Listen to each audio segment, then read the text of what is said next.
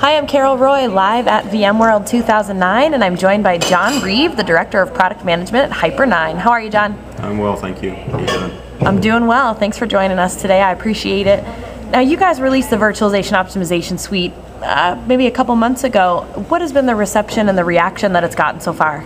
Yeah, we're getting a really exciting reception with the Hyper9 1.4 release. That's our Virtualization Optimization Suite. That's really the second major iteration of our product, and really moving from a search paradigm to really key reporting and business analytics of virtual environments. So we're getting a lot of pickup and interest, and it's a really exciting time. Now, you guys have several notable customers. When your engagement first began with one in particular that will remain anonymous for purposes of recording, you guys were able to reclaim an extraordinary amount of VMs pretty much instantly. Can you tell us about the experience and where that relationship is now? Sure. So that is actually a customer we have, and with a lot of customers we go into, we find that it can be anywhere from 20 to 30% of the resources that they have in terms of the VMs are actually not being leveraged, not being used, or not being used efficiently. And in this particular case, they're able to take Hyper9, install it really quickly, and in less than an hour get real key valuable reports in terms of the VMs they had in their environment that were not being used or not being used efficiently. And they managed to save something like 20% of those VMs. And that translated to around over $200,000 in this particular environment. So the problem of VM, so-called VM sprawl, and how Hyper9 can help that up, it's actually a very big problem, pretty systemic out there, and can be some really big numbers in terms of the wastage that we see. Now, obviously, VM sprawl is a big concern, and increasingly so is chargeback.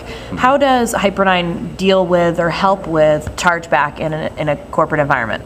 So Hyper9 brings together lots of different kinds of information, both in the virtual environment, inside the guest, different kinds of information, configuration and performance. So there's different kinds of chargeback that customers can do, whether it be a fixed model, an allocation-based model, or a usage-based model. So, for example, we've been approached by services companies who want to leverage Hyper9 to do simple cost allocation and fixed-based chargeback models. So Hyper9 has a lot of rich information about how the VMs are configured, how they're being used, and all of that information can be exported readily, very easily into reports that can be used for the basis of chargeback. So how does the Hyper9 product integrate with VMware product lines? So we integrate with VMware in a couple of ways. Obviously, we get a lot of data from VMware through VMware's APIs to feed our analytics and our reports. We also have a plugin for VMware for the Virtual Center client that allows you to move seamlessly from Hyper9 to and back from the Virtual Center client.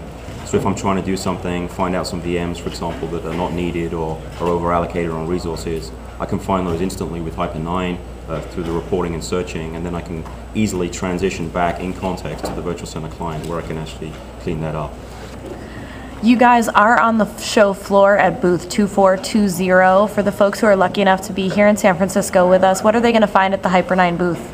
They're going to find a great bunch of guys, and we have a couple of really good demos of the Hyper9 product running, and we'd love to see you there.